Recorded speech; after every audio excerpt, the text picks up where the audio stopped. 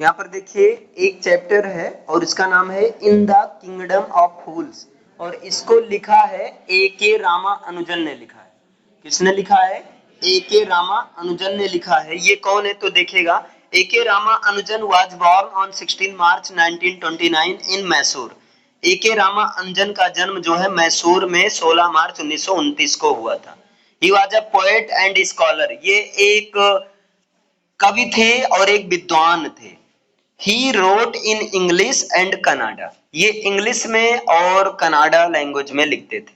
अंग्रेजी लैंग्वेज में और कनाडा लैंग्वेज में, कन्नड़ लैंग्वेज में लिखते थे। मतलब कनाडा नहीं बोलेंगे, कन्नड़ बोलेंगे, कन्नड़ भाषा में। Besides English and Kannada, English और कन्नड़ भाषा में लिखने के बावजूद ही न्यू तमिल, ये तमिल भी जानते थे, तेलुगु भी जानते थे एंड संस्कृत और संस्कृत भी जानते थे।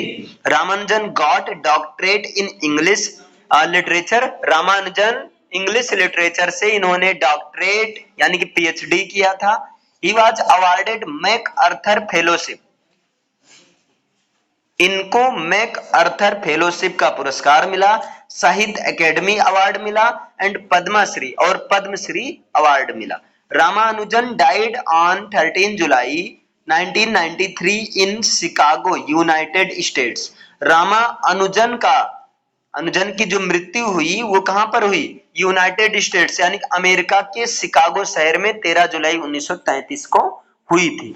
ओके, यद्यपि भारत में पैदा हुए थे मैसूर में, लेकिन मृत्यु कहां हुई? अमेरिका में के शिकागो शहर में। अब देखिए इस कहानी के बारे में, इन द किंगडम ऑफ फूल्स, इसमें क्या बताया गया है तो देखिएगा।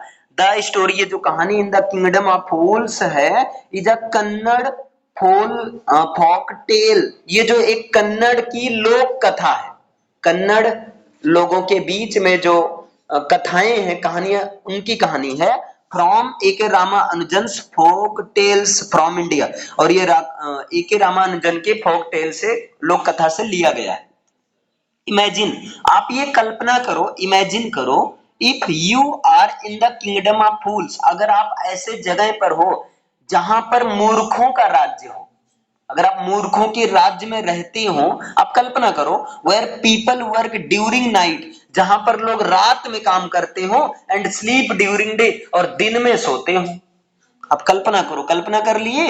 हाँ, where you can buy anything, जहां पर आप किसी भी चीज को खरीद सकते हो, वेरी चीप, बहुत सस्ते दाम में खरीद सकते हो, at same price of one डिड्डू। क्लियर है ना? How delighted you will feel, तो बताओ आप कैसा फील करोगे? आगे कह रहे हैं, but in such a kingdom of foolish king, लेकिन ऐसे मूर्ख राजाओं के राज्य में, है ना, एंड इक्वली फूलिश मिनिस्टर, और जहां पर राजा भी मूर्ख है और जो मंत्री भी मूर्ख है, सब मूर्ख हैं, मूर्ख का राज्य है ऐसे जगह पर। And one day the greedy discipline finds himself in George of death, और एक दिन वो जो ग्रीडी, लालची जो डिसिप्लिन है, वो उनको ऐसा लगता है कि वो जो है डेथ में आ गए हैं। How does his life saved, तब उनकी लाइफ कैसे बचेगी? आइए पढ़ते हैं इसके बारे में, कहानी समझते हैं क्या है। कहानी इंटरेस्टिंग है ना? आप एज्यूम कर लो आप मूर्ख के राज्य में हो। अच्छा चलिए फिर देखते हैं, यहां पर सुनिएगा ध्यान से। मूर्खों के राज्य में, ध्यान दीजिए, मूर्खों के राज्य में राजा और मंत्री दोनों मूर्ख थे। इसको सुनो, एक समय की बात है, मूर्ख का राज्य था। अब सुनो ध्यान से, मूर्खों के राज्य में राजा और मंत्री दोनों मूर्ख थे। वे दूसरे राज्यों की तरह राजकाज नहीं चलाते थे, इसलिए उन्होंने रात को दिन में और दिन को रात में बदलने का फैसला किया। उन्होंने आदेश दिया कि हर कोई रात में जगे, अपने खेत जोते, अपने व्यापारों को केवल अंधेरा होने के बाद चलाए, और जैसे ही सूर्य उगे सो जाए। जो कोई भी आदेश का उल्लंघन करेगा उसे मृत्यु दंड दिया जाएगा। लोगों ने मृत्यु के डर से वैसा ही किया जैसा राजा के द्वारा, जैसा उन्हें कहा गया था। राजा और मंत्री अपनी योजना की सफलता पर प्रसन्न थे। एक दिन एक गुरु और उसका शिष्य शहर में आए। यह एक सुंदर शहर था, दिन का समय था, लेकिन आसपास कोई भी नहीं था, हर कोई सो रहा था, एक चूहिया भी नहीं घूम रही थी, चूहिया भी सो रही थी डर के मारे। यहाँ तक कि पशुओं को भी दिन में सोना सिखाया जाता था। दोनों अजनबी आश्चर्यचकित थे, गुरु चेला ये परेशान थे, चल क्या रहा है यहाँ पर। जो कुछ उन्होंने चारों ओर देखा, जो कुछ उन्होंने चारों ओर देखा था और शाम तक शहर में चारों ओर घूमते रहे, तभी अचानक सारा शहर जाग गया और अपना रात का क्रियाकलाप करने लगा। अब आगे देखिएगा, एक मिनट भाई, एक मिनट सॉरी। दोनों लोगों को भूख लग आई थी। अब जब दुकानें खुल गई थी तो कुछ खाने पीने का सामान खरीदने चले गए। उन्हें आश्चर्य हुआ जब उन्होंने पाया कि हर चीज का दाम एक ही था। हर चीज एक ही, मतलब हर चीज, चाहे जो लो, सबका एक ही दाम था। एक अकेला डुड्डू, चाहे उन्होंने थोड़ा चावल खरीदा या केलों का एक गुच्छा, इनका मूल्य एक डुड्डू था। अब यहां रुपए के बजाय वहां क्या चलता था, डुड्डू। गुरुजी और उनके शिष्य प्रसन्न थे। उन्होंने कभी भी ऐसी बात नहीं सुनी थी। वे 1 रुपए में सारा भोजन खरीद सकते थे जो वे चाहते थे। डुड्डू का मतलब रुपया, 1 रुपया, ध्यान देना। खा चुकने के बाद, यानी कि खाना पकाकर खाने के बाद गुरुजी को एहसास हुआ कि यह मूर्खों का राज्य है। गुरुजी को लगा कि ये जो है कैसा राज्य है, मूर्खों का राज्य है और उनके लिए यहाँ रुकने का विचार अच्छा नहीं होगा। यह स्थान हमारे लिए नहीं है, आओ चलें। उन्होंने अपने शिष्य से कहा, लेकिन शिष्य वह स्थान छोड़ना नहीं चाहता था। यहाँ सब कुछ सस्ता था, वह बस अच्छा सस्ता खाना चाहता था। गुरुजी ने कहा, वे सब मूर्ख हैं, यह सब ज्यादा समय तक नहीं चलेगा। अरे तू नहीं कह सकता है कि इसके बाद तेरे साथ क्या करेंगे? गुरुजी अपने चेले को बता रहे हैं, लेकिन शिष्य ने गुरुजी की बुद्धिमानी को नहीं सुना, वह ठहरना चाहता था। शिष्य कहे, गुरुजी अब हम यहीं रुकब। और अंत में गुरुजी ने हार मान ली और कहा, वह कर जो तू चाहता है, तू यहीं रह, मैं तो भैया जा रहा हूं, मैं जा रहा हूं। और गुरुजी चले गए। शिष्य ठहर गया, रोज भरपेट खाने लगा, केले और घी और चावल और गेहूं, और पवित्र गली की सांड की तरह मोटा हो गया, एकदम आवारा सांड की तरह मोटा हो गया खा खा कर। ये जो चेला रुका था यहाँ पर। एक दिन खिली धूप में एक चोर ने एक धनी व्यापारी के घर में सेंध लगाई, मतलब चोरी की। उसने एक दीवार में छेद किया और चुपचाप अंदर चला गया। और जब वह अपनी लूट का माल बाहर ले जा रहा था, तभी पुराने मकान की दीवार उसके सिर पर ढह गई, मतलब मकान गिर गया और उसी स्थान पर वह मर गया। उसका भाई राजा के पास दौड़कर गया और शिकायत की, हे महाराज, जब मेरा भाई अपना पुराना व्यापार कर रहा था तो एक दीवार उस पर गिर गई और वह मर गया। आरोपी व्यापारी पर है, उसे अच्छी और मजबूत दीवार बनानी चाहिए थी। आपको उस अधर्मी को दंडित करना चाहिए और परिवार को इस अन्याय के लिए क्षतिपूर्ति करानी चाहिए। अब ये जाकर देखो, चोर का भाई उल्टा बता दिया राजा को। आगे देखिए, राजा ने कहा, न्याय किया जाएगा, चिंता मत करो, और तुरंत मकान के मालिक को बुला लिया। जब व्यापारी आया तो राजा ने उससे प्रश्न पूछे, तुम्हारा क्या नाम है? अमुक और अमुक महाराज। अपना नाम बताया, है ना। अमुक अमुक नाम नहीं था, ऐसे बोलने लगा कुछ। क्या तुम घर पर थे जब मृतक ने तुम्हारे घर पर चोरी की थी? हाँ महाराज, उसने सेंध लगाई थी और दीवार कमजोर थी, यह उस पर गिर पड़ी। आरोपी ने अपना अपराध स्वीकार कर लिया है। तुम्हारी दीवार ने इस आदमी के भाई को मार डाला है, तुमने एक व्यक्ति की हत्या की है, हमें तुम्हें दंडित करना पड़ेगा। अब देखो क्या हो रहा है। स्वामी, असहाय व्यापारी ने कहा, स्वामी, मैंने दीवार नहीं बनाई थी, यह तो वस्तुतः उस आदमी का दोष है जिसने दीवार बनाई थी। उसने इसे ठीक से नहीं बनाई थी, आपको उसे दंडित करना चाहिए। वह कौन है? स्वामी, यह दीवार मेरे पिताजी के समय में बनाई गई थी। मैं उस आदमी को जानता हूं, वह अब बूढ़ा हो चुका है और वह पास में ही रहता है। राजा ने उस राजमिस्त्री को, जिसने वो दीवार बनाई थी, उसको बुलाने के लिए दूत भेजा। वे उसके हाथ पांव बांध कर ले आए। अरे क्या तुमने इस आदमी की दीवार इसके पिताजी के समय में बनाई थी? अब आगे क्या करें? हाँ महाराज, मैंने बनाई थी। यह किस तरह की दीवार तुमने बनाई थी? इस बेचारे आदमी पर गिर गई और उसे मार डाला इस दीवार ने। तुमने उसकी हत्या की, तुम्हें मृत्यु दंड देना पड़ेगा। इससे पहले कि राजा फांसी का आदेश देता, बेचारे राजमिस्त्री ने प्रार्थना की, कृपया अपना आदेश देने से पहले मेरी बात सुन लीजिए। यह सच है कि मैंने ही ये दीवार बनाई थी और यह अच्छी नहीं थी, लेकिन ऐसा इसलिए था कि मेरा मन इसमें नहीं था। मुझे अच्छी तरह याद है, एक नृत्य करने वाली लड़की जो सारा दिन उस गली से इधर उधर अपनी पायल छुन छुन करती जा रही थी। मेरी आंखें और मेरा ध्यान उस दीवार पर नहीं लगा सका जिसे मैं बना रहा था, बल्कि मैं दीवार तो बना रहा था लेकिन मेरा दिमाग इस लड़की पर था। आपको उस नृत्य करने वाली लड़की को पकड़ना चाहिए। मुझे पता है वो कहाँ रहती है। आगे देखिए, तुम ठीक कहते हो, मामला गहरा हो गया है, हमें इसकी जांच पड़ताल करनी पड़ेगी। ऐसे जटिल मामलों की जांच करना आसान नहीं है। हमें उस नर्तकी को पकड़ना चाहिए, चाहे वह जहां भी हो। बात नहीं, आगे देखिए, नृत्य करने वाली लड़की अब बूढ़ी स्त्री कांपती हुई दरबार में आई। क्या तुम कई वर्ष पहले उस गली में इधर से उधर आती जाती थी जब यह बेचारा आदमी दीवार बना रहा था? क्या तुमने उसे देखा था? जी महाराज, मुझे यह अच्छी तरह से याद है। तो तुम इधर उधर आ जा रही थी अपनी पायल झनकाते हुए। तुम युवा थी और तुमने उसका ध्यान बटा दिया था, इसलिए उसने खराब दीवार बनाई थी। अब देखिए, यह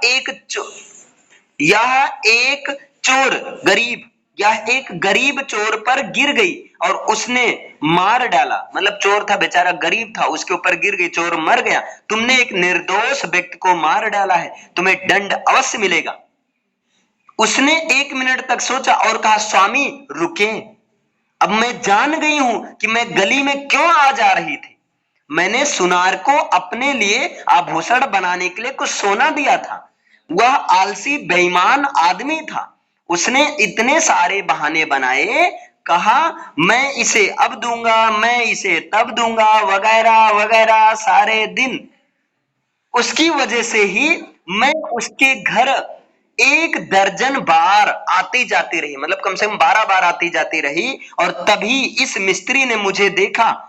इसमें मेरा दोष नहीं है स्वामी, यह उस घटिया सुनार का दोष है। बेचारी वह बिल्कुल ठीक कह रही है। राजा ने सोचा, साक्ष्य को तौलते हुए अंततः हमें वास्तविक दोषी मिल गया है। पकड़ कर लाओ उस सुनार को, जहां कहीं भी वह छिपा हो तुरंत। राजा के कारिंदों ने उस सुनार की तलाश की जो अपनी दुकान के कोने में छिपा था। जब उसने अपने विरुद्ध आरोप सुना तो उसने अपनी स्वयं की कहानी सुना दी। स्वामी, उसने कहा, मैं गरीब सुनार हूं। यह सच है कि मैंने इस नर्तकी को कई बार अपने द्वार पर बुलाया था। मैंने उससे इसलिए बहाने बनाए थे क्योंकि धनी व्यापारी का ऑर्डर खत्म करने से पहले उसके आभूषण पूरे नहीं बना सकता था।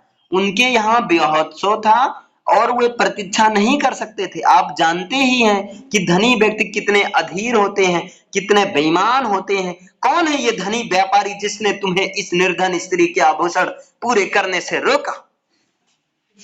इसे इधर उधर चलाया, इधर उधर भगाया, जिसने राजमिस्त्री का ध्यान भटका दिया, जिसने अपनी दीवार को गड़बड़ कर दिया, जो अब निर्दोष व्यक्ति पर गिर गई और उसे मार डाला है। क्या तुम उसका नाम बता सकते हो? सुनार ने उस व्यापारी का नाम बताया। वह कोई और नहीं वरन वास्तविक स्वामी था उस मकान का, जिसकी दीवार गिरी थी। अब न्याय का चक्र पूरा हो चुका था। राजा ने सोचा वापस व्यापारी पर जब उसे कठोरता से वापस दरबार में बुलाया गया तो वह रोता हुआ आया। मैं नहीं था, बल्कि मेरे पिताजी थे जिन्होंने आभूषण बनाने के लिए दिया था, वे मर चुके हैं, मैं निर्दोष हूं। लेकिन राजा ने मंत्री से परामर्श लिया और दृढ़ता पूर्वक निर्णय दिया, यह सच है, तुम्हारे पिताजी ही असली हत्यारे हैं, वह मर चुके हैं, लेकिन उनके स्थान पर किसी को तो दंडित किया जाना चाहिए। तुमने अपने अपराधी पिता से सब कुछ पैतृकता में पाया है, मतलब पिता का धन पाया है, उसकी संपत्ति और साथ ही उसके पाप भी। मैं तो तुरंत जान गया था, तब तुम्हें पहली बार देखा था कि तुम इस भयानक अपराध के मूल हो, तुम्हें मरना पड़ेगा। और उसने मतलब राजा ने फांसी के लिए एक नई सूली तैयार करने का आदेश दिया। जब नौकरों ने सूली को तेज किया और अपराधी की अंतिम सजा के लिए तैयार किया तो मंत्री को लगा कि धनी व्यापारी ठीक से सूली पर फांसी देने के लिए कुछ अधिक ही पतला है, और उसने राजा का ध्यान इस ओर दिलाया। राजा भी इस विषय में चिंतित हुआ, हम क्या करें, वह बोला। तभी अचानक उसके दिमाग में आया कि जो कुछ उन्हें करना है वह इतना मोटा आदमी तलाशना है जिस पर फंदा ठीक आए। नौकरों को तुरंत सारे शहर में भेजा गया ऐसे आदमी की तलाश में जिस पर फंदा नाप का हो, क्योंकि ये पतला पर जा रहा था ना।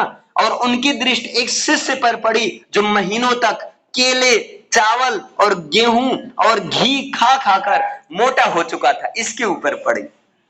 मैंने क्या गलत किया है, मैं निर्दोष हूं, मैं एक सन्यासी हूं, वह चिल्लाया। यह सच हो सकता है, लेकिन यह राजसी निर्णय है। हम इतने मोटे ताजे आदमी को तलाशें जिस पर फंदा ठीक बैठे। वे बोले और उसे फांसी दिए जाने के स्थान तक ले गए। उसे अपने बुद्धिमान गुरुजी के वचन याद आए, यह मूर्खों का शहर है, तुम्हें नहीं पता कि वे इसके बाद क्या करेंगे। जब वह मृत्यु की प्रतीक्षा कर रहा था तब उसके मन में अपने गुरुजी की प्रार्थना को उसने याद किया जो गुरुजी ने कहा था, कहते हुए कि वह जहां भी हो उसके क्रंदन सुन ले। अब ये करे, हे गुरुजी बचाओ मुझे। गुरुजी ने सब कुछ छाया में देखा, उनमें जादुई ताकत थी, वह दूर तक देख सकते थे, वह भविष्य तक देख सकते थे, वैसे ही जैसे वो वर्तमान और भूत देख सकते थे। वह तुरंत शिष्य को बचाने के लिए प्रकट हो गए। हाँ, शिष्य जादू था। आगे, जिसने स्वयं को भोजन के प्रेम के चक्कर में ऐसी मुसीबत में डाल दिया था। जैसे ही वह आए तुरंत उन्होंने शिष्य को डांटा और उसे फुसफुसाकर कुछ बताया। तब वह राजा के पास गए और उससे बोले, राजाओं में सबसे बुद्धिमान है राजन, राजाओं में सबसे बुद्धिमान हे राजन, कौन अधिक बड़ा है, गुरु या शिष्य? निश्चित रूप से गुरु, इसमें कोई संदेह नहीं है। आप क्यों पूछ रहे हैं? तब मुझे पहले फांसी पर चढ़ाओ, मेरे शिष्य को बाद में फांसी पर लगाना। गुरुजी ऐसा करें। जब शिष्य ने यह सुना तो वह समझ गया कि उसने तेज तेज चीखना शुरू कर दिया, मुझे यहां पहले लाए थे, पहले मुझे मृत्यु दंड दो, गुरुजी को नहीं। अब आगे देखिए क्या है। गुरुजी और शिष्य प्लान बना लिए थे ना। अब देखिए, गुरुजी तथा शिष्य अब इस बात पर लड़ पड़े, पहले कौन जाए। राजा इस व्यवहार के चक्कर में पड़ गया। उसने गुरुजी से पूछा, आप मरना क्यों चाहते हैं? हमने उसे इसलिए चुना था क्योंकि हमें फांसी के लिए एक मोटे व्यक्ति की आवश्यकता थी। आपको मुझसे ऐसे प्रश्न नहीं पूछने चाहिए, मुझे पहले फांसी पर चढ़ा दो। गुरुजी ने उत्तर दिया, क्यों? यहाँ कोई रहस्य है? आप बुद्धिमान व्यक्ति हैं, आपको मुझे अवश्य समझाना चाहिए। यदि मैं आपको बता दूं तो क्या आप मुझे पहले मृत्यु दंड देने का वादा करेंगे? गुरुजी ने पूछा। राजा ने उसे पक्का वचन दे दिया, हाँ मृत्यु दंड दूंगा, तुम्हें ही पहले दूंगा।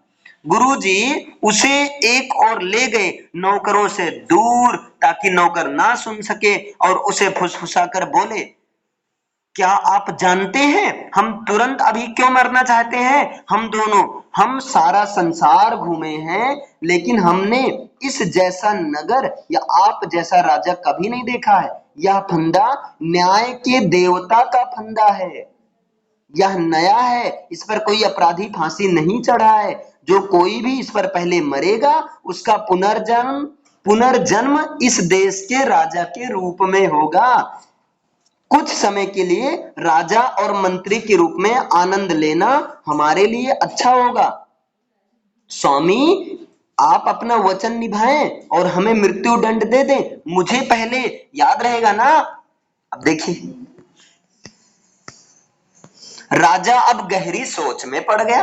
वह राज्य को जीवन के अगले चक्र में किसी और को नहीं देना चाहता था, उसे चाहिए था, उसे समय चाहिए था, इसलिए उसने फांसी को अगले दिन तक के लिए स्थगित कर दिया था। अब अगले दिन फांसी दिया जाएगा और अपने मंत्री के साथ गुप्त मंत्रणा की। हमारे लिए यह अच्छा नहीं है कि अगले जन्म में राज्य औरों को दे दिया जाए। आओ हम दोनों स्वयं फांसी पर चढ़ जाएं और हमारा पुनर्जन्म फिर से राजा और मंत्री के रूप में होगा। धार्मिक मनुष्य झूठ नहीं बोलते हैं, उसने कहा है और मंत्री सहमत हो गया। आखिर कैसा राज्य है, मूर्खों का राज्य है ना। आगे देखिएगा यहाँ पर, इसलिए उसने जल्लादों से कहा, हम आज रात अपराधियों को भेजेंगे।